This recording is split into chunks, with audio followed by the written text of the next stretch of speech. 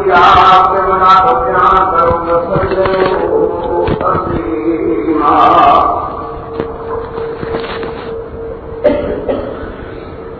اور سلام کہو آپ پر سلام کہنا۔ ان الذین یؤذون اللہ ورسولہ، بلا شبہ وہ لوگ جو ایذا دیتے ہیں اللہ اور اس کے رسول کو، لعنہم اللہ فی الدنیا، لعنت کی ان کو اللہ نے دنیا میں والآخرہ اور آخرت میں، وَأَعَدَّ لَهُمْ عَذَابًا مُهِينًا، اور تیار کیا ایسے لوگوں کے لیے دردناک عذاب۔ وَالَّذِينَ يُؤْذُونَ الْمُؤْمِنِينَ وَالْمُؤْمِنَاتِ، جو لوگ ایذا دیتے ہیں، دکھ دیتے ہیں ایمان والے مردوں کو اور ایمان والی عورتوں کو بغیر مقتصد، سوائے اس کے کہ انہوں نے کمایا، فقد احتملوا بہتانا و اسما مبینا، تحقیق اٹھا لیا انہوں نے بہتان کو اور گناہ ظاہر کو۔ سبحان ربک رب العزت عما یصفون وسلام علی المرسلین والحمد للہ رب العالمین۔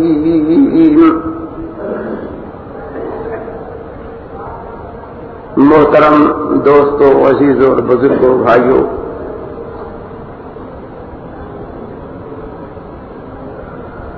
آپ کو معلوم ہے کہ گزشتہ سبق میں اس بات سے روکا گیا تھا، منع کیا گیا تھا کہ ایمان والوں پیغمبر اسلام صلی اللہ علیہ وسلم کو دکھ دینے کا باعث مت بنو۔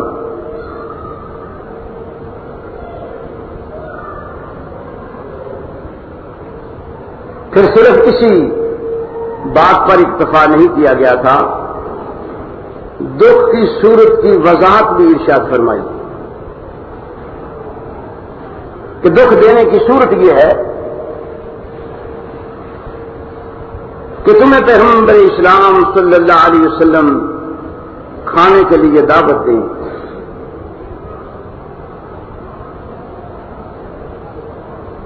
کھانے کا ایک وقت اور ٹائم ہوتا ہے جو سب کے ہاں متعارف ہے، لیکن تم اس بہانے قبل از وقت کہ کھانے کا وقت ہو تم آپ کے گھر براجمان ہو جاؤ اور وہاں بیٹھ جاؤ، پھر ادھر ادھر کی باتوں میں مصروف رہو۔ آخر تم کو دعوت دی ہے تو ظاہر ہے کہ کچھ نہ کچھ تمہارے لیے پکایا جائے گا اور تم نظر رکھو کہ کیا پک رہا ہے، کیا تیار ہو رہا ہے۔ یہ ساری باتیں اجتماعی طور پر اور ان میں ایک ایک انفرادی طور پر ساری باتیں پیغمبر اسلام صلی اللہ علیہ وسلم کو دکھ دینے کے مترادف ہیں۔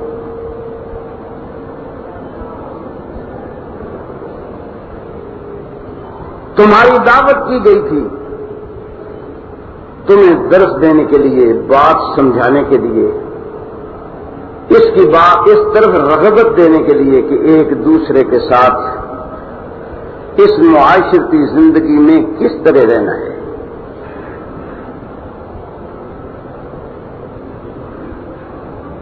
اس معاشرتی زندگی میں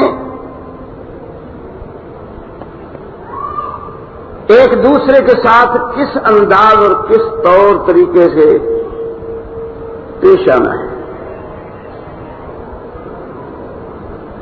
اس معاشرتی زندگی میں کیا کیا چیزیں ہیں جو ان کو برداشت کرنا ہے۔ ہم کلام ہونا ہے، گفتگو کرنا ہے، اپنی بات سنانا ہے اور دوسرے کی بات کو سننا ہے۔ اس میں ایک طرح نہیں، بے شمار اسباق تھے، لیکن تمہاری نظر صرف اس لقمہ پر رہی۔ اور جو اصولی باتیں تھیں، جو ذہن نشین کرانا مقصود تھا، جو سمجھانا اور تعلیم دینا مقصود تھا، اس کے تم قریب بھی نہ بھٹکے۔ ایسا نہ ہو کہ اس طرح سے تم اپنے اعمال کو برباد کر لو۔ دوسرا حکم گزشتہ سبق میں یہ تھا کہ اگر تم کو کھانے کے ٹائم پر بلایا گیا ہے، دعوت دی گئی ہے، تو تم کھانے میں شریک ہوئے ہو۔ جو مختصر گفتگو ہوئی ہے کھانے کے دوران تم نے سن لی ہے۔ اگر کوئی بات تم کہنا چاہتے تھے تو مختصر انداز میں کہہ سکتے تھے، تم کو کہہ لینا چاہیے تھا یا کہہ چکے ہو۔ اب کھا لینے کے بعد بیکار بیٹھے رہو تو اس سے بھی پیغمبر اسلام صلی اللہ علیہ وسلم اور آپ کے گھر والوں کو دکھ پہنچتا ہے۔ اور آپ مسلمان ہیں اللہ کے فضل و کرم سے، اور اسلام دائی ہے سلامتی کا، تو آپ صلی اللہ علیہ وسلم کو دکھ دینے کا باعث مت بنو۔ کھا لیا ہے فانتشروا، اپنے اپنے کام میں مصروف ہو جاؤ، نکل جاؤ یہاں سے، چلے جاؤ۔ آپ صلی اللہ علیہ وسلم یعنی پیغمبر اسلام آپ سے شرماتے ہوئے کہ دعوت تو دے لی ہے، اب یہ کیسے کہوں کہ چلو تم نے کھا لیا تو نکل جاؤ۔ یہ استحیاء کی بات ہے، شرم کی بات ہے۔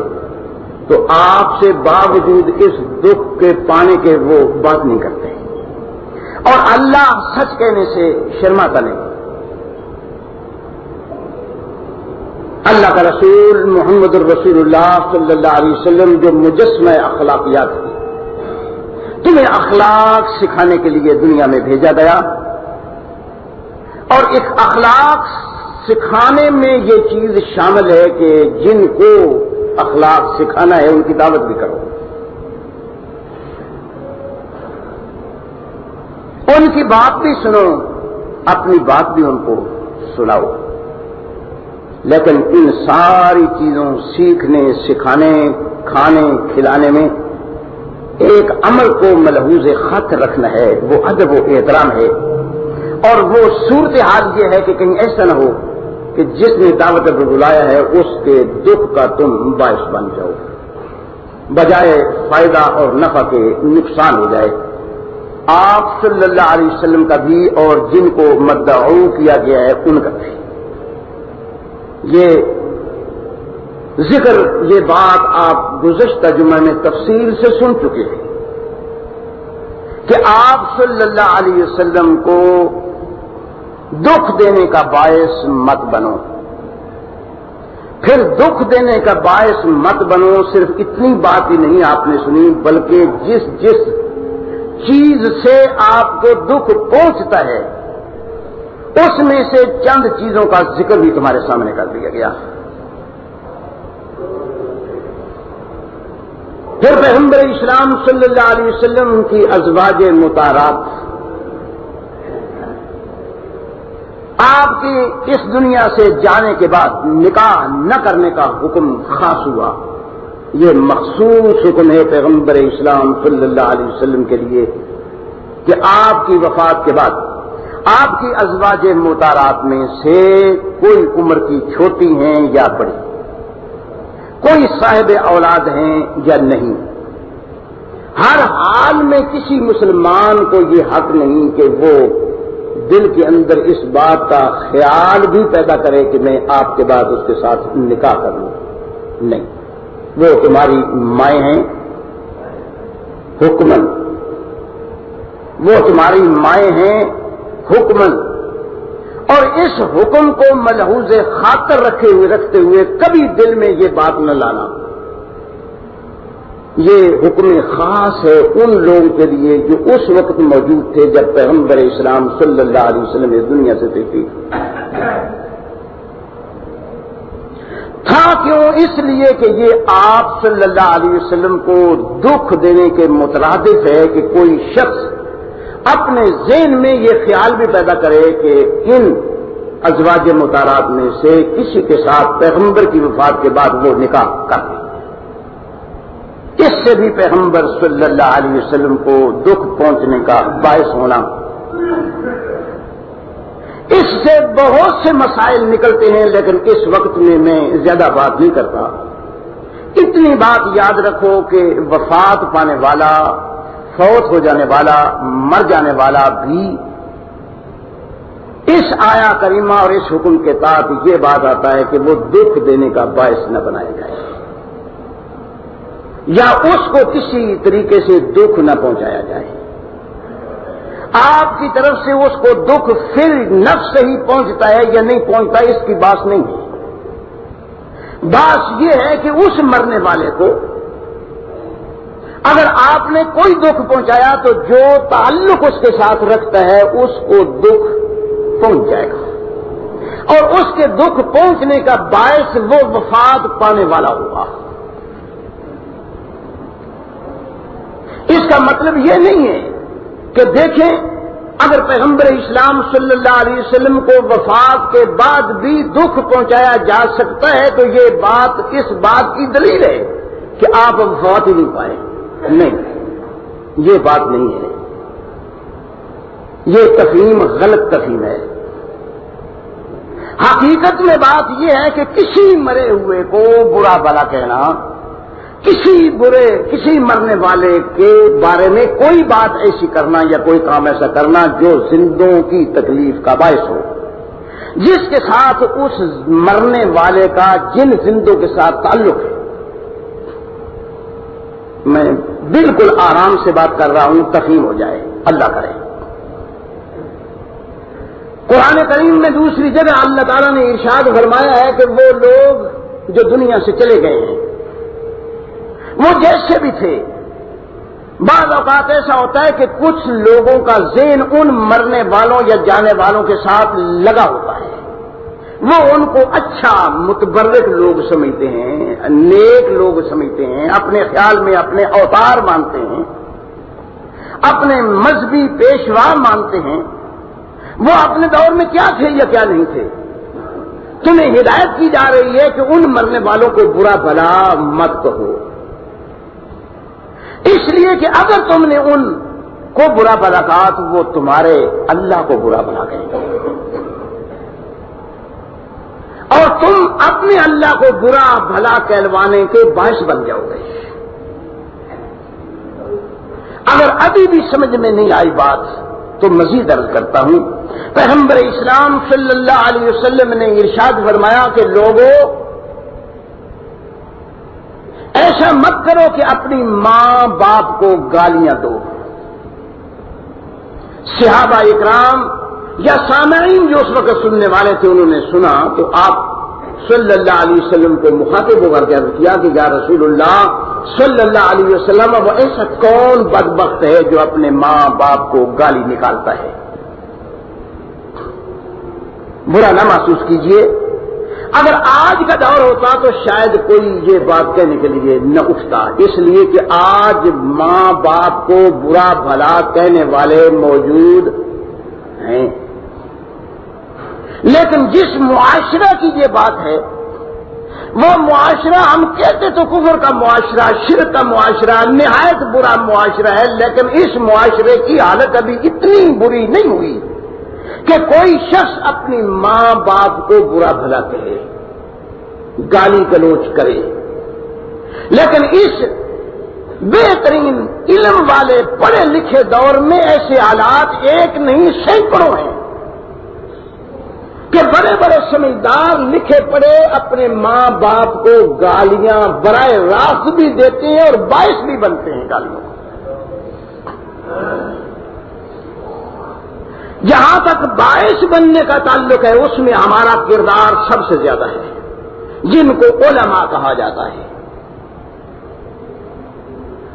اور جہاں تک اس بات کا تعلق ہے کہ براہ راست بھی اولاد برا بھلا کہتی ہے تو وہ جو باپ ہیں اور اس وقت بوڑھے ہو چکے ہیں وہ اپنی اولاد کا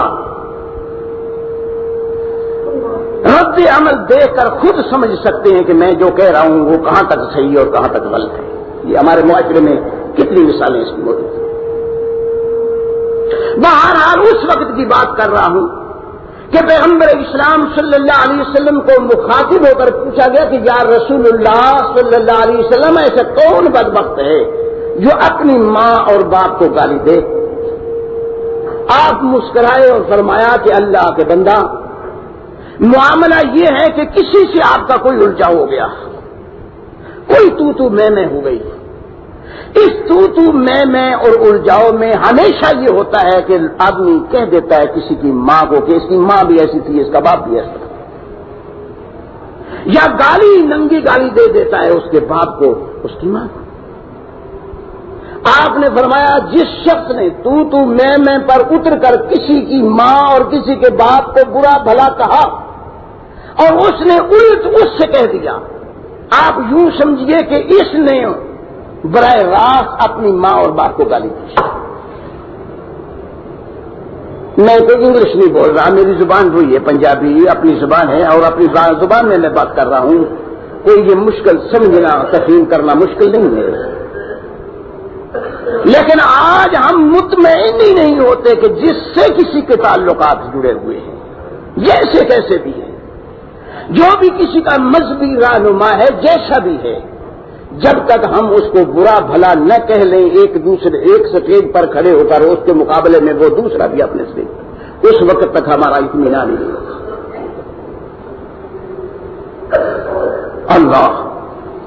اللہ ہمیں سمجھ کی توفیق عطا فرما۔ ایک بات تو یہ تھی، دوسری بات یہ ہے کہ ہمارے ہر سٹیج سے یہ اعلان ہوتا ہے کہ اگر تمہارے ماں باپ بدعتی اور مشرک ہیں تو ان سے تعاون، ان سے علائق سلائق، ان سے بات چیت، ان سے گفتگو، ان کا احترام نہیں، وہ تمہارے مذہب سے متعلق نہیں ہے۔ دوسری طرف سے آواز آتی ہے کہ تمہارے ماں باپ اگر اہل حدیث ہو گئے ہیں، دیوبندی ہو گئے ہیں، تو وہ تو گستاخ رسول ہو گئے، ایسے ماں باپ سے قطعاً تعلق نہیں رکھنا ہے۔ انا للہ و انا الیہ راجعون۔ میاں یہ تقسیم تو تمہاری اس مذہب اسلام کے اندر، دین اسلام کے اندر تمہاری بنائی ہوئی، تمہاری رکھی ہوئی ہے ساری، خواہ کوئی اہل حدیث ہے یا دیوبندی ہے یا بریلوی ہے یا جس فکر سے بھی تعلق رکھتا ہے۔ میں سیدھی بات کرتا ہوں کہ بالکل والدین سیدھے کافر اور مشرک ہیں، یہودی اور عیسائی ہیں، ان مذہب تمہارے سے بھی ان کا تعلق نہیں ہے، تو پھر بھی وفا کرنا ہے، احترام کرنا ہے، ان کا احترام ملحوظ خاطر رکھنا ہے، باپ کو باپ سمجھنا ہے۔ صرف اس کی بات وہ شرک والی تسلیم نہیں کی جا سکتی، لیکن برا بھلا نہیں کہا جا سکتا۔ اس کی حوائج اور ضروریات میں ہر آن تم کو کام آنا ہے، اگر وہاں تم کام نہیں آؤ گے تو کل اللہ کے ہاں گرفت ہو جائے گی۔ قرآن نے دوسری جگہ واضح کیا ہے کہ تم ایسے ہی زمین سے کھمبی کی طرح پیدا نہیں ہو گئے، علائق کے ساتھ تم پیدا ہوئے، وسائط کے تم پیدا ہوئے ہو، کوئی تمہاری ماں ہے تو کوئی تمہارا باپ ہے، کوئی تمہاری خالہ ہے تو کوئی پھوپھی ہے، کوئی چچا ہے تو کوئی تایا ہے، ان رشتہ داریوں میں جکڑے ہوئے ہو تم، اور ان کا پاس رکھنا ضروری ہے۔ اگر تم نے ان کا پاس نہ رکھا، گستاخی سے پیش آئے، تو تمہارے دین کا کوئی معاملہ بھی تمہارے حق میں نفع رساں نہیں ہوگا۔ یہ کافر ہیں تو ان کا تعلق اللہ سے ہے، مشرک ہیں تو ان کا تعلق اللہ سے ہے، یہودی یا عیسائی ہیں تو ان کا تعلق اللہ سے ہے۔ دین میں کسی انسان کا دوسرے سے کوئی اس طرح کا واسطہ نہیں ہے کہ وہ اگر مسلمان ہے تو اپنے مسلمان ماں باپ کو وہ بچا لے گا، یا ماں باپ اپنے بیٹے کو بچا لے گے۔ بیٹا اپنے اعمال کا جواب دہ ہے، والدین اپنے اعمال کا جواب دے۔ پھر مکالمہ کر کے قرآن نے بتایا کہ سیدنا ابراہیم علیہ السلام کا باپ مشرک ہونے میں کوئی شک نہیں ہے۔ باپ بھی مخاطب ہوتا ہے بیٹے کو، اور بیٹا بھی مخاطب ہوتا ہے باپ کو۔ باپ کا مخاطب ہونا بھی قرآن نے درج کیا ہے، اور بیٹے کا مخاطب ہونا بھی قرآن نے درج کیا ہے۔ کبھی ابراہیم علیہ السلام نے اپنے مشرک باپ کی گستاخی نہیں کی، صرف کہا ہے تو یہ کہا ہے کہ ابا میرے ابا، اللہ اکبر، یا ابتی میرے ابا. میں آپ کی یہ بات اس لیے نہیں تسلیم کر رہا کہ یہ اللہ کے مقابلے میں ہے، اور اللہ کے مقابلے میں آپ کی بات نہیں مانی جا سکتی.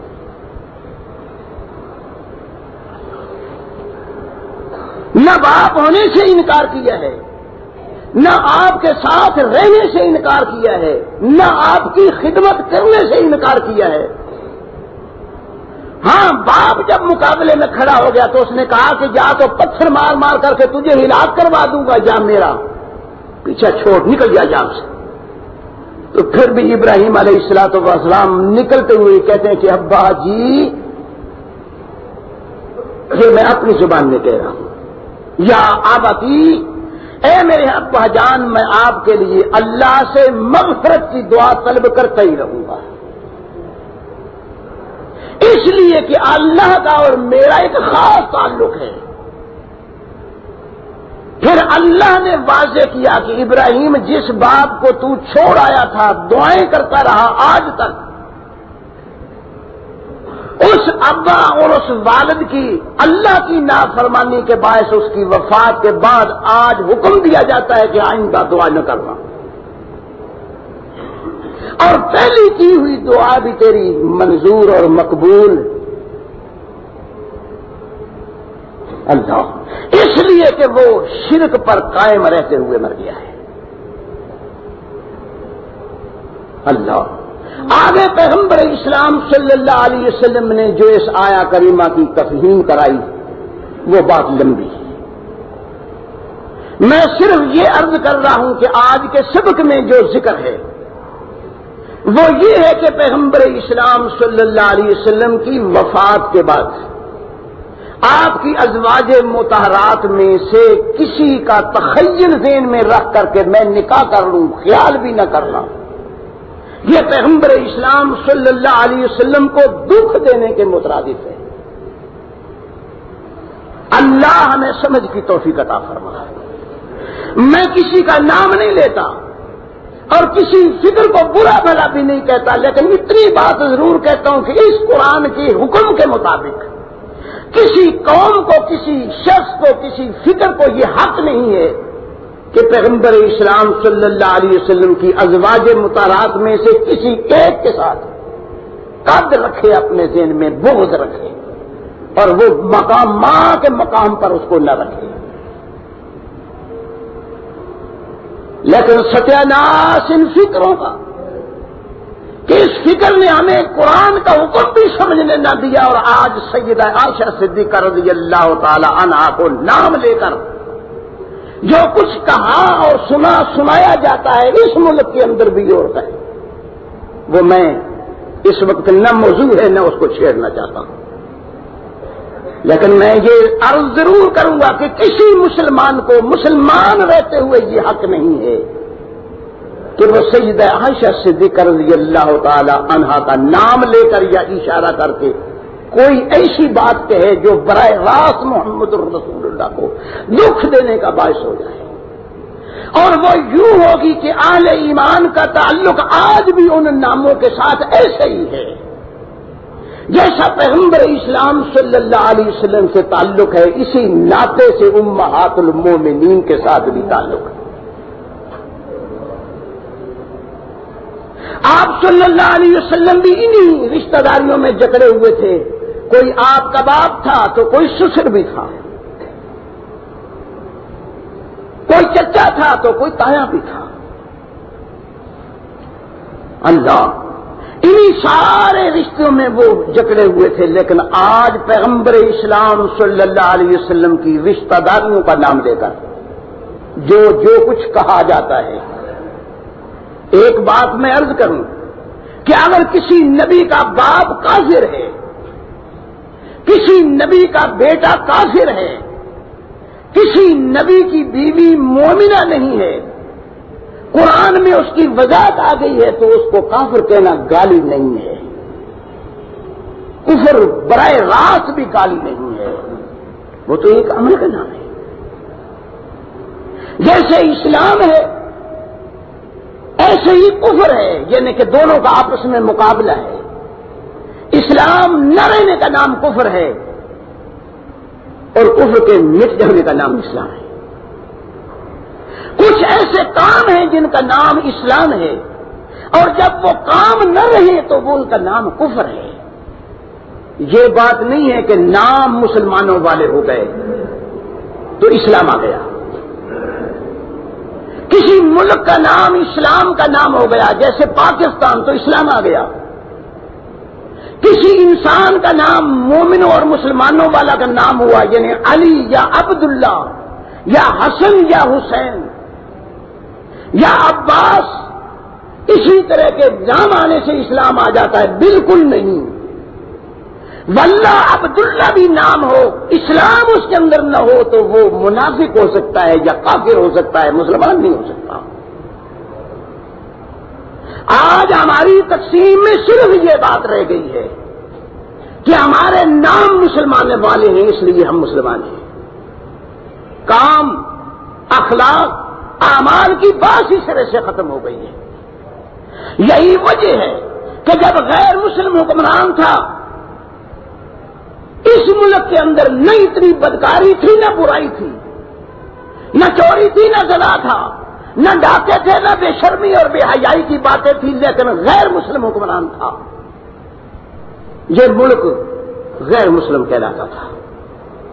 آج اس سے 4 گنا ساری برائیاں بڑھ کے ہو رہی ہیں، لیکن جو حکمران ہیں ان کے نام مسلمانوں والے ہیں، ان کی رجسٹریشن مسلمانوں کی ہے، ان کے باپ دادے سے نام ان کا اسلام، مذہب ان کا اسلام، دین ان کا اسلام آ رہا ہے، اس لیے ہم سمجھتے ہیں کہ سارے مسلمان ہیں، ورنہ کام جو ہمارے اسلام والے ہیں وہ آپ کو بھی پتا ہے اور ساری دنیا جانتی ہے۔ میں یہ گزارش کر رہا ہوں کہ ان اعمال اور کردار کا نام اسلام ہے، فقط نام کا اسلام نہیں ہے۔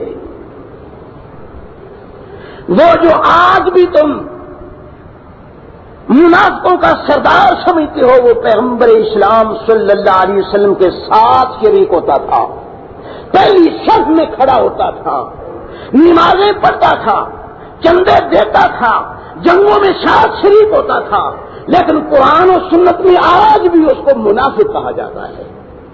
پھر نام کے لحاظ سے بھی عبداللہ تھا جو پیغمبر کو پیارا نام ہے صلی اللہ علیہ وسلم۔ معلوم ہوا کہ عبداللہ نام بھی اس کے کردار کو کچھ فائدہ نہ دے سکا۔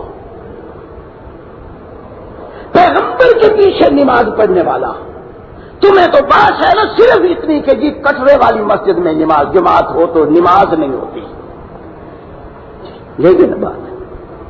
تمہیں آج سکھایا جاتا ہے، پڑھایا جاتا ہے، برملا کہا جاتا ہے کہ جی فلاں آدمی کے پیچھے نماز ہو تو نماز نہیں ہوتی۔ قرآن کہتا ہے کہ محمد الرسول اللہ کے پیچھے نماز پڑھنے والے کا کردار اچھا نہ ہو تو نماز نہیں ہوتی۔ تم تلاش کرتے ہو کہ کوئی مر گیا ہے، مرنے والے کا کوئی شاہ جی جنازہ پڑھا دے، کوئی مرشد جی جنازہ پڑھا دے، کوئی پیر جی جنازہ پڑھا دے، کوئی مولانا صاحب جنازہ پڑھا دے تو بخشش ہو جائے گی۔ قرآن و سنت ہمیں یہ کہتا ہے کہ مرنے والے کے اعمال اچھے نہ ہوں،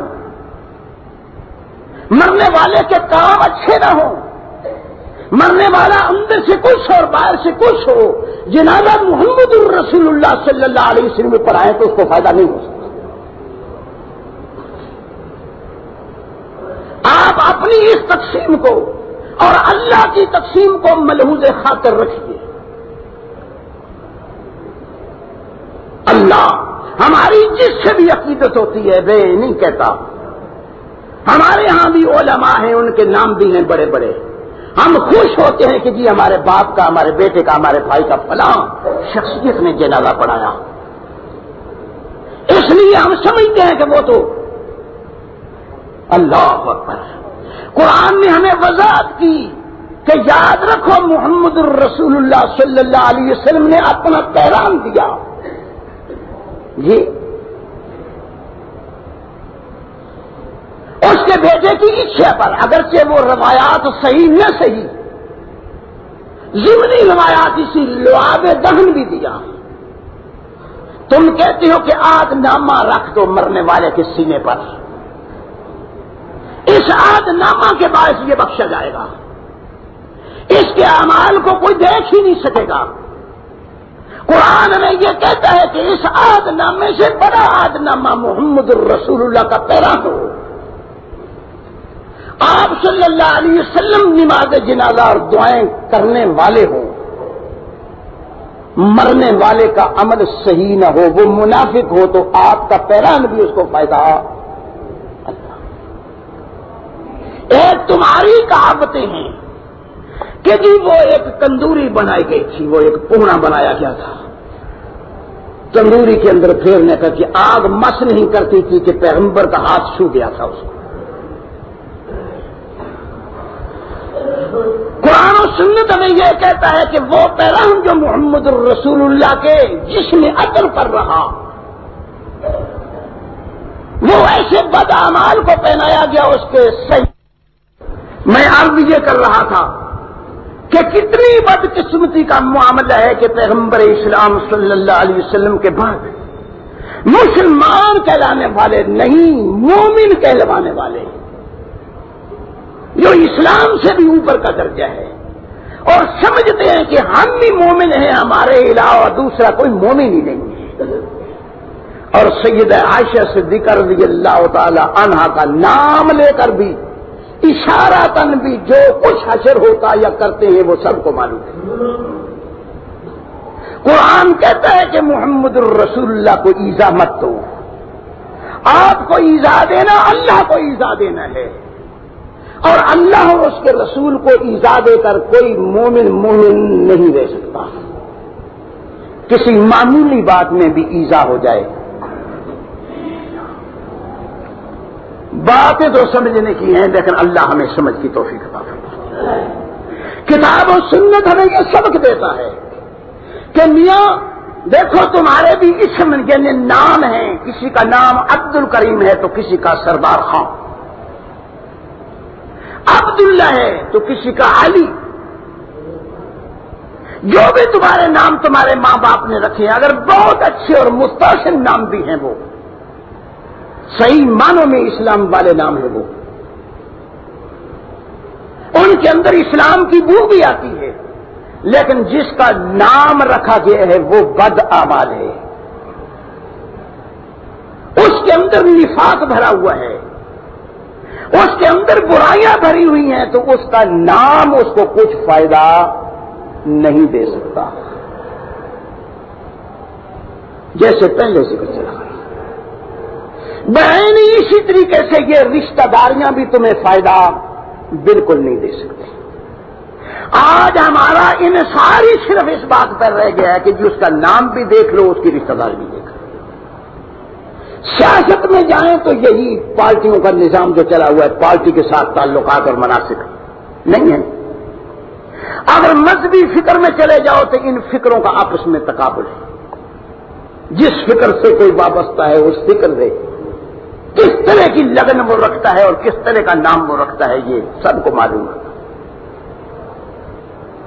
اللہ تبارک و تعالیٰ نے ارشاد فرمایا کہ میرے پیغمبر صلی اللہ علیہ وسلم ان سے کہیے کہ جو شخص اللہ اور اس کے رسول کو دکھ دینے کا باعث بنے، اس کے اعمال اکارت ہو جاتے ہیں.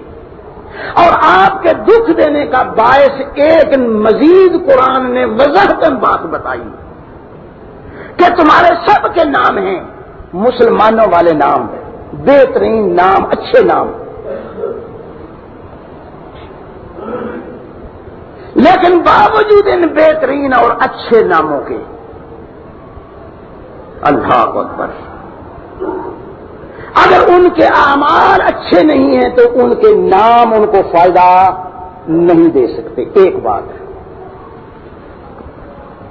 دوسری بات یہ تفہیم کرائی کہ پیغمبر اسلام صلی اللہ علیہ وسلم کو ایذا دینا یہ ہے کہ آپ کا ذاتی نام لے کر بلایا پکارا جائے، یا محمد صلی اللہ علیہ وسلم، تو یہ گستاخی ہے، یہ ایسا برا کام ہے ایسا برا عمل ہے کہ اس سے اعمال ہی ضائع ہو جائیں گے. پھر یہ حکم نے ارشاد فرمایا، ایمان والوں، جس طرح تمہیں ایک دوسرے کا نام لے کر بلاتے ہو، جس کا نام علی ہے اس کو علی، جس کا حسن ہے اس کو حسن، جس کا حسین ہے اس کو حسین، جس کا عبد الکریم ہے اس کا عبد الکریم، صحیح نام.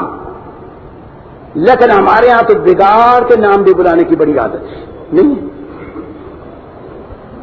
میں ان کی بات کر رہا ہوں جو صحیح نام بلانا ہے. اگر تم صحیح نام محمد الرسول اللہ صلی اللہ علیہ وسلم کا فقط نام لے کر کے بلاؤ تو یہ ایسی گستاخی ہے جو اللہ کے ہاں دکھ دینے کے مترادف ہے. اور کسی مسلمان کو حق نہیں ہے کہ محمد الرسول اللہ صلی اللہ علیہ وسلم کو وہ دکھ دینے کا باعث بنے. جب بھی محمد الرسول اللہ، محمد کا نام آئے، وہ محمد جو عبداللہ کا بیٹا رسول اللہ تھا، تو محمد الرسول اللہ کہو صلی اللہ علیہ وسلم. صرف محمد نام مت کہو. یہ تو اللہ کا ارشاد ہے اور بڑی وضاحت سے ہے. میں عرض وضاحتاً اس لیے نہیں کر رہا کہ کئی دفعہ آپ سن چکے ہیں. سورہ نور بھی ہے، فتح بھی ہے، تحریم بھی ہے اللہ. لیکن ایک جگہ یہ بھی ارشاد پیغمبر اسلام صلی اللہ علیہ وسلم کا ہے کہ محمد جو نام رکھے وہ کنیت میری ابو القاسم مت رکھے. دونوں نام اکٹھے ہو جائیں تو اشتباہ پیدا ہوگا. اگر کوئی محمد ہے اس محمد الرسول اللہ کے علاوہ تو وہ اپنی کنیت ابو القاسم مت رکھے. قاسم بیٹا محمد الرسول اللہ صلی اللہ علیہ وسلم کا تھا اور آپ کی کنیت ابو القاسم تھی. آپ کا نام محمد الرسول اللہ یعنی محمد تھا صلی اللہ علیہ وسلم. کوئی شخص محمد اپنا نام رکھے تو کنیت ابو القاسم مت رکھے، اور اگر کنیت ابو القاسم ہے تو اپنا نام محمد مت رکھے. ابو القاسم کنیت فقط کنیت سے منع نہیں کیا. یہ حدیث کی بات کر رہا ہوں. قرآن نے صرف آپ کو نام لے کر ذاتی نام محمد احمد صلی اللہ علیہ وسلم، جب بھی احمد رسول اللہ محمد الرسول اللہ صلی اللہ علیہ وسلم، یا ایھا النبی، یا ایھا المزمل، مزمل آپ کا نام ہے، مدثر آپ کا نام ہے، کہہ لو، نام رکھ بھی لو، لیکن کنیت ابو القاسم اور محمد دونوں نام اور کنیت کو اکٹھا مت کرو. عرض یہ کر رہا تھا کہ قرآن کا حکم یہ ہے کہ ایمان والوں محمد الرسول اللہ صلی اللہ علیہ وسلم کی ایذاء کا باعث مت بنو. ہم صرف ایک داغ بھیج ڈالنے کے لیے کہ ہم وہابی نہیں اہل سنہ ہیں، اہل سنت والجماعت ہیں. پھر اہل سنت والجماعت میں بھی بڑا سواد اعظم ہے. ہم جو بھی کریں وہی دین اور وہی ایمان ہوگا. سارا اللہ کہے کہ تم محمد الرسول اللہ کو فقط محمد نام سے مت پکارو، لیکن ہم بار بار کہیں گے کہ اساں یا محمد کہنا ہے، اساں یا محمد، میں نقلن کہہ رہا ہوں، اساں یا محمد کہنا ہے. کیوں؟ کہ نہ بابیاں سر دینے ہیں. انا للہ. وہابیوں کو سارا کس بات کا؟ اس بات کا کہ محمد الرسول اللہ کو دکھ دینے کا باعث مت بنو. اس بات کی تکلیف ہے کہ پیغمبر کو دکھ دے کر اپنے اعمال کو ضائع مت کرو. اور تمہارے ساتھ پیار ہے، تم جو بھی کچھ بھی ہو، تو تم وہابی کو وہابی کالی کے طور پر استعمال کرتے ہو، پھر بھی وہابی تم کو کہتا ہے کہ اپنے اعمال کو ضائع مت کرو، اور اگر تم کو اپنے اعمال کو جو نیک ہو گئے ہیں یا کیے ان کو ضائع ہی کرتے رہنا ہے تو میاں تمہاری اپنی مرضی، وہابیوں کو سارا ہے تو کیوں ہے؟ اسی بات سے کہ تمہارے اعمال اکارت نہ چلے جائیں۔ تم اپنے ساتھ بھی پیار کہتے ہیں نا کہ ہماری زبان میں بھی کہ تو ہمارا نہیں بنتا یا میرا نہیں بنتا، نہ بن اپنا تو بن۔ ہم تو آپ کو صرف یہ کہتے ہیں کہ تم ہمارے نہیں بنتے، نہ اپنے تو بن جاؤ خدا کے لیے، اپنے اعمال کو تو ضائع نہ کرو۔ پھر ہم نہیں کہہ رہے، اللہ نے کہا، اللہ کے پیغمبر محمد الرسول اللہ صلی اللہ علیہ وسلم نے کہا، اللہ نے کہلوایا کہ اے میرے پیغمبر ان سے یہ کہو کہ پیغمبر کو دکھ دینے کا باعث مت بنو، اگر تم پیغمبر کے دکھ دینے کا باعث بنے تو تمہارے اعمال اکارت چل جائیں گے۔ اللہ قرآن نے بڑا عجیب کہا، اکارت میں کہہ رہا ہوں، قرآن نے کہا تہبط اعمالکم، تمہارے ہاں حبت ضبط نہیں کر لی جاتی کہ جی آج ان کی جائیداد ضبط کر لی گئی ہے، قانون پاکستان میں فلاں شخص کی جائیداد ضبط کر لی گئی ہے۔ قرآن کہتا ہے کہ اللہ کے ہاں کسی کے کیے ہوئے نیک اعمال ضبط کر لیے گئے۔ حکومت ضبط کرے، امید ہے کہ ممکن ہے کہ آج ضبط کیا ہے کل دوسرا حکمران آئے تو وہ آزاد بھی کر دے، لیکن اللہ کا ضبط کیا ہوا کوئی آزاد اللہ۔ اس پیار سے تم کو کہہ رہے ہیں واللہ، ورنہ ہمیں اللہ۔ آج کے سبق میں اللہ تبارک و تعالیٰ نے ارشاد فرمایا، یا ایھا الذین آمنوا صلوا، اللہ بھی درود پڑھتا ہے، یہی ہے نا ترجمہ تمہارا کہ اللہ بھی درود پڑھتا ہے، اللہ کے فرشتے بھی درود پڑھتے ہیں، یعنی اللہ نے بھی تسبیح ہاتھ میں پکڑی ہو گئے تھے، اللہم صلی علی محمد وعلی آل محمد، اللہ بھی کر رہا ہے، اللہ بھی پڑھ رہا ہے، الصلاۃ والسلام علیک یا رسول اللہ انا للہ و انا الیہ راجعون، اللہ کے فرشتے بھی پڑھ رہے ہیں۔ تعجب، آج اس درود کو، اس صلاۃ کو جو صلاۃ پیغمبر نے پڑھنے کا حکم دیا، کوئی صلاۃ ماننے کے لیے تیار ہی نہیں، اور اس صلاۃ کو، یہی ہے نا ہمارے ہاں دیواروں پر جاؤ، لوٹوں پر جاؤ، صفوں پر جاؤ، مسجدوں پر جاؤ، راستوں پر جاؤ، جدھر چلو الصلاۃ والسلام علیک یا، یہی ہے نا صلاۃ۔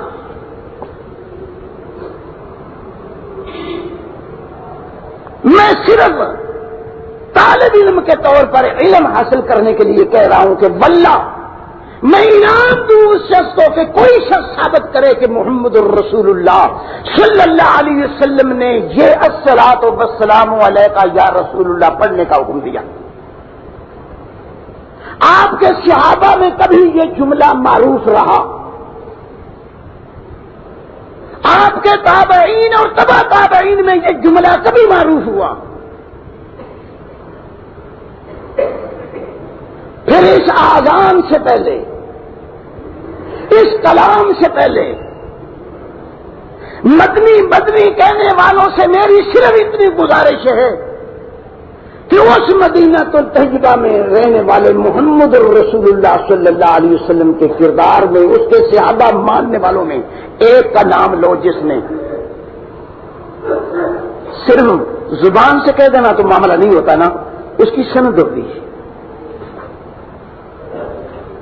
اس طرح قرآن میں ہے صلاۃ پڑھو، بالکل قرآن میں حکم ہے، لیکن الصلاۃ والسلام علیک یا رسول اللہ تو قرآن میں نہیں ہے۔ دراصل معاملہ ایذا کا چل رہا تھا کہ ایذا نہ دو محمد الرسول اللہ کو، بلکہ محمد الرسول اللہ کے مناقب بیان کرو، یہ ایذا کے مقابلے کی شے ہے۔ آپ صلی اللہ علیہ وسلم کا نام آئے، آپ کا کردار اور اخلاق کا معاملہ ہے، کہیں داغدار ہوتا نظر ہو تو ڈٹ جاؤ۔ اللہ، یہ صلاۃ ہے صحیح معنوں میں پیغمبر اسلام صلی اللہ علیہ وسلم پر۔ اصل میں صلاۃ یہ ہے، سلام یہ ہے کہ کوئی بد دینت تینت محمد الرسول اللہ صلی اللہ علیہ وسلم پر ناجائز حملہ کرے، آپ آپ کے اخلاق و کردار پر تو سلامتی سے کھڑے ہو جاؤ، ڈٹ جاؤ، ثابت کرو کہ پیغمبر اسلام صلی اللہ علیہ وسلم نے یہ چیز جو تم کہہ رہا ہے نہیں تھی۔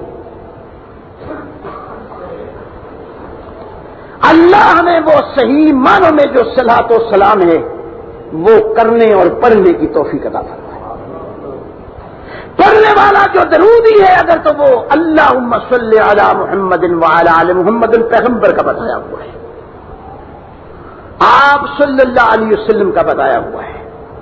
سلام پیغمبر کا بتایا ہوا یہ ہے کہ جہاں پیغمبر اسلام صلی اللہ علیہ وسلم کا دامن داغدار کرنے کی کوشش کی جائے اس کے مقابلے میں کھڑے ہو جاؤ اور ثابت کرو کہ یہ بات جو تو کہہ رہا ہے ہمارے پیغمبر میں موجود نہیں تھی۔ ایسا دندان شکل جواب دو کہ کوئی انگوش زنی کر ہی نہ سکے۔ بات وہ ہوتی ہے جو دلیل کے ساتھ ہو۔ پیغمبر اسلام صلی اللہ علیہ وسلم جو مجسمہ سلامتی ہیں، آپ نے نہ کسی کو دکھ دیا، نہ کسی کو ایذا اور تکلیف دی، اور نہ پیغمبر اسلام صلی اللہ علیہ وسلم نے پوری زندگی میں کسی کے بارے میں بھی یہ سوچا۔ کسی تکلیف دینے والے کو تکلیف دینا کسی قانون میں برا نہیں ہے، اسلام کے قانون میں بھی برا نہیں ہے۔ لا يحب اللہ الجہر بالسوء، اللہ ظاہر برائی کو پسند نہیں کرتا کہ کسی کو بری بات کہو، برا کلمہ بولو، لیکن ہاں جس پر ظلم کیا گیا ہو، جس پر زیادتی کی گئی ہو، اس ظلم اور زیادتی کے بعد وہ اس کے منہ زبان سے کوئی بات ایسی نکل جائے تو وہ معاف ہے۔ یہ الا من ظلم، جس پر ظلم ہو، زیادتی ہو، اس زیادتی ہونے کے بعد، ظلم ہونے کے بعد اس کے منہ سے کوئی ایسی بات نکل جائے تو معاف ہے۔ لیکن میں دعوت دیتا ہوں کہ پیغمبر اسلام صلی اللہ علیہ وسلم کا کردار اتنا بلند ہے کہ جن لوگوں نے آپ کو ایذا اور دکھ دی، پیغمبر کا ہاتھ پڑا تو اس کو بھی سکھ پہنچانے کی، تکلیف دور کرنے کی کوشش کی ہے۔ کبھی دکھ دینے والوں کو بھی دکھ دینا آپ نے پسند نہیں کیا۔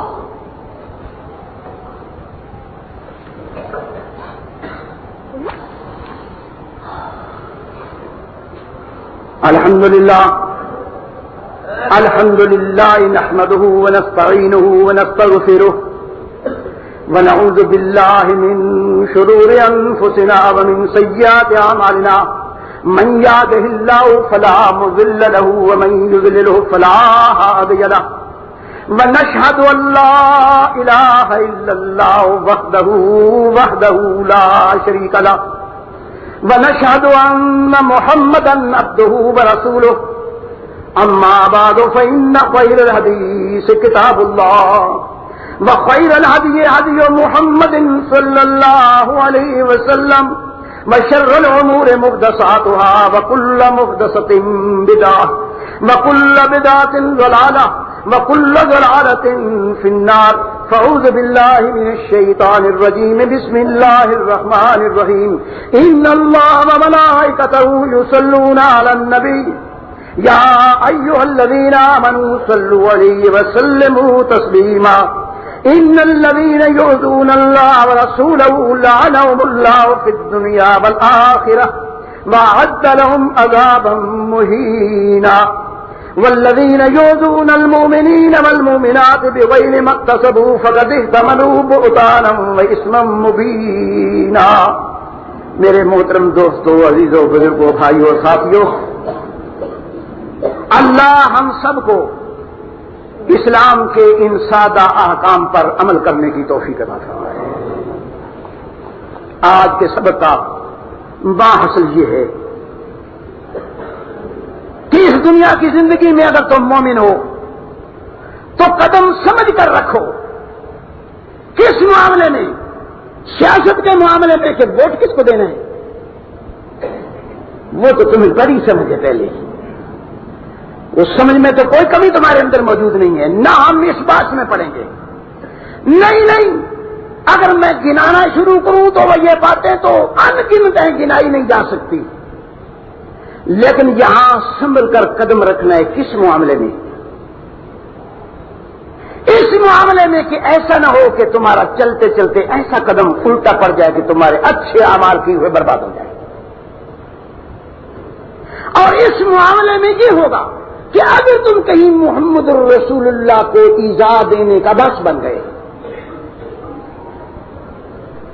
تمہارے علم میں بھی نہیں ہوگا، تمہاری سمجھ میں بھی وہ بات نہیں آئے گی، لیکن تمہارے اعمال ضبط کر لیے جائیں گے۔ یاد رکھو، اور اس میں ایک یا دو باتیں نہیں، پوری زندگی میں اس کا ایسا کرنا ہے کہ کس کس معاملے میں ہمارے پیغمبر محمد الرسول اللہ کی ہدایت کیا ہے۔ آپ صلی اللہ علیہ وسلم کا کردار جو میں عرض کر رہا تھا یہ ہے کہ جس نے برائی کی ہے، برائی کے عوض میں بھی اس کے ساتھ برائی نہیں کی گئی، اس کے ساتھ نیکی کی گئی ہے۔ پھر وضاحتاً یہ ارشاد ہے آپ کا کہ اگر کسی شخص نے نیکی کے بدلے میں جس نے نیکی کی ہے، نیکی کر دی ہے، تو کوئی احسان نہیں کیا، تو بدل چکا ہے۔ نیکی صحیح معنوں میں وہ نیکی ہے جو برائی کے عوض میں کی جائے۔ اللہ ہمیں سمجھ کی توفیق عطا فرما۔ میں صرف اتنی بات پوچھتا ہوں، عوام تو عوام گئے، اور خواص جو سیاستدانوں کو کہا جاتا ہے میں ان کی بات بھی نہیں کرتا، میں وہ خواص کہتا ہوں جن کو مذہبی رہنما کہتے ہیں۔ کسی فکر میں یہ بات موجود ہے کہ کوئی فکر اس بات کا دائی ہو کہ برائی کے عوض میں نیکی کرو؟ کسی جگہ پر کوئی مذہبی ہمارا رہنما اس بات اور اس اخلاق، اس کردار کا مالک نظر آتا ہے؟ ہائے ہائے، اگر کہیں بھی یہ بات نظر نہیں آتی تو پیغمبر اسلام صلی اللہ علیہ وسلم کا کردار اسی بات کا دائی ہے۔ سن لو اور کان کھول کر سن لو۔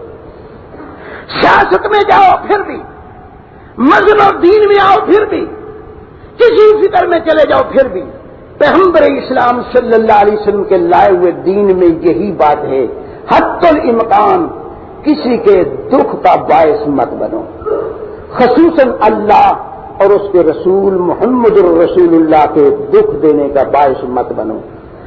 ہائے ستیاناش اس ذہن کا کہ ہم یہ سمجھتے ہیں صرف کہ جو صدقے یا رسول اللہ نہ کہے وہ گستاخ ہوتا ہے، جو یہ اپنے ہی انگوٹھے چوم کر اپنے ناک اور ماتھے پر نہ لگائے تو وہ گستاخ ہوتا ہے۔